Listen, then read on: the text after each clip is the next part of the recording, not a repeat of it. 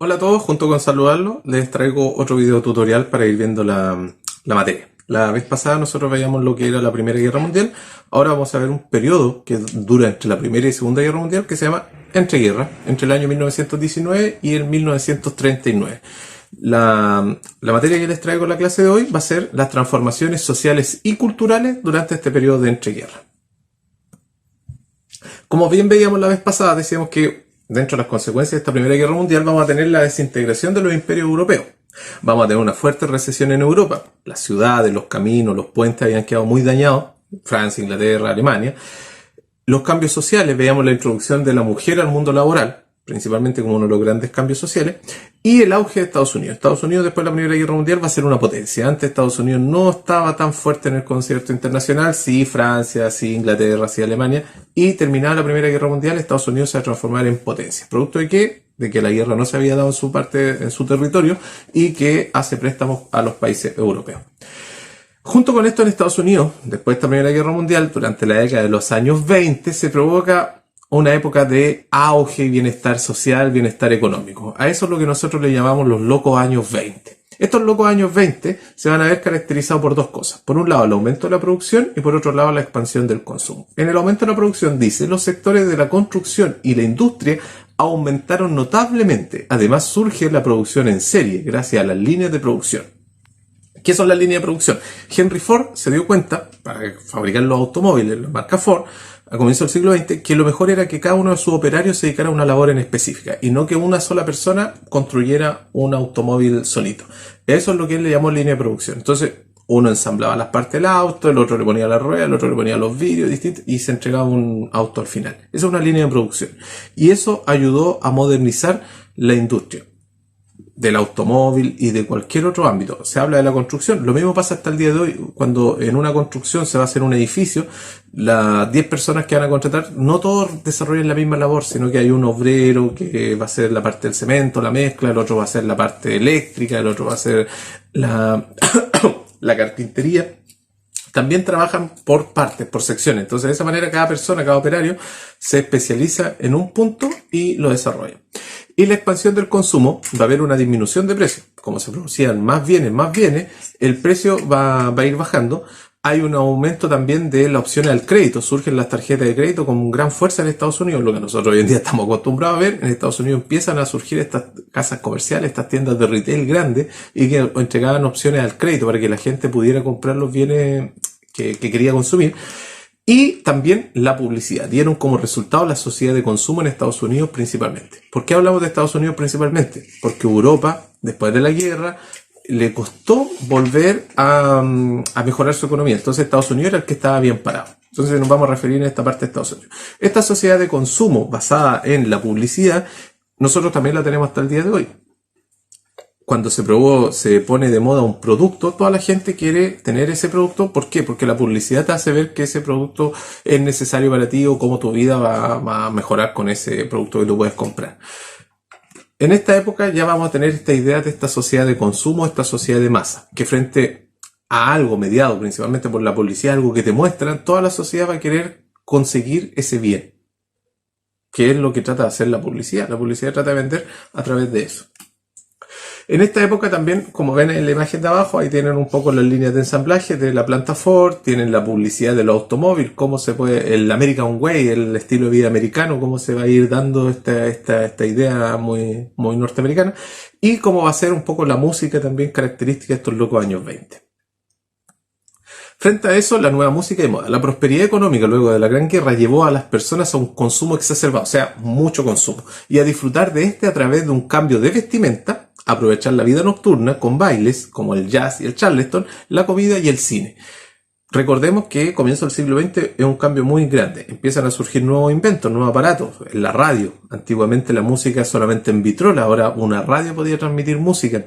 El cine después se va a hacer cine sonoro, empiezan a ser muy famosos ciertos actores, ciertas actrices de cine, cosa que nosotros estamos muy habituados hoy en día. En esta época surgen esa idea. Y la música, el jazz y el charleston, era mucho más dinámica, movida, mucho más alegre que la música del siglo XIX, 20, 30 años atrás. Entonces realmente es un cambio muy drástico. La gente como tenía más dinero, tenía más recursos, había una prosperidad económica, principalmente en Estados Unidos, la gente estaba con más ánimo de ir al cine, ir a comer, ir a bailar, gastar en ciertos servicios que ya no eran de primera necesidad, pero como había dinero y había prosperidad, se podían dar esos gustitos.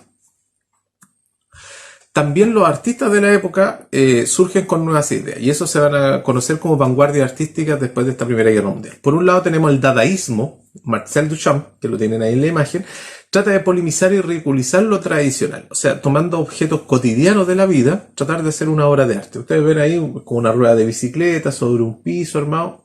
Él le daba cierto contexto a las obras de arte y él lo exponía de esa manera. El surrealismo, por otro lado, tenemos a Salvador Dalí, se sirvió del psicoanálisis, esta corriente psicológica, psiquiátrica que va a crear Sigmund Freud para representar el sueño. Esta idea de Freud del consciente, el inconsciente y el subconsciente, cómo se reflejaba en el arte. Y esto lo va a tomar Dalí principalmente. Por otro lado, Edvard Munch muestra la vida al interior a través de las emociones y sentimientos. Ese es el expresionismo, la obra de arte El Grito que tienen ahí ustedes, muy común, muy habitual haberla visto. No representa un hecho puntual, sino que son los sentimientos y las emociones. Y por último, el cubismo, que su principal exponente es Pablo Picasso, es fragmentar la pintura en planos sólidos para ver todos sus ángulos. Los artistas de la época no querían mostrar solamente en dos dimensiones lo que ellos querían representar, sino que buscaba a través de estos planos sólidos poder mostrar el dibujo o la pintura que él quería hacer completa. ¿Por qué surgen estas vanguardias artísticas a comienzos de este siglo XX? Como nosotros veíamos antiguamente, el arte representaba lo que se veía, pero esta Primera Guerra Mundial, ¿qué es lo que dejó? Muerte, sangre, destrucción. Entonces los artistas no querían mostrar eso, o sea, va a ser un comienzo de siglo muy fuerte, muy feo. Entonces empiezan a surgir estas nuevas corrientes que no mostraban la realidad, sino que mostraban algo distinto, pero tratando de ver la realidad desde distintos puntos, y por eso surgen estas corrientes. Esa es la relación entre estos movimientos artísticos de comienzo del siglo XX con lo que que ocurrió con la Primera Guerra Mundial. Volviendo a esta cultura de masa, esta idea de gente frente a un hecho puntual desea algo similar o lo mismo, se ve muy mediado también por el surgimiento de la clase media. Entiéndase esta clase media, que no era ni la aristocracia dominante, ni era el proletariado que estaba con ciertas necesidades también muy fuertes en la parte social, sino que tenían un recurso, tenían un sueldo, podían darse los gustos que veíamos al comienzo, de ir a comer, ir al cine, poder comprar estos bienes en una tienda. Eso va a ser esta clase media que empieza a surgir en Estados Unidos y esta idea con este estilo de vida americano, el American Way Life. Y por otro lado, el surgimiento de los medios de comunicación masivos, que en esta época es muy, muy fuerte, muy importante. Por un lado, la prensa escrita, los periódicos de la época. Surgen muchos periódicos a nivel internacional, a nivel nacional lo mismo. La radio. Vemos que este invento del siglo XIX se populariza a comienzos del siglo XX y empiezan grandes cadenas de radio a nivel internacional como a nivel local y se hacen muy masivas. O sea, traían los artistas que antes era solamente a través de un disco, a través de escuchar una orquesta que tocara una canción, ahora a través de la radio se podía masificar. El cine, los artistas de la época se empiezan a hacer conocidos, que antiguamente eso no pasaba, no existía el cine, entonces empieza a conocerse. Y por último, los deportes de masa. Estos deportes también, si nosotros lo analizamos, surgen a finales del siglo XIX y comienzos del XX. El fútbol, el tenis, la hípica, todos los deportes masivos van a surgir acá. Entonces también tiene que ver con esta sociedad de masa el querer o el gustar por un deporte o por un deportista en particular.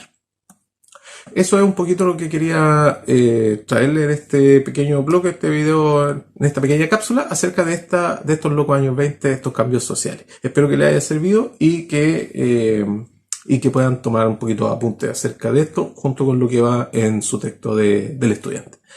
Muchas gracias.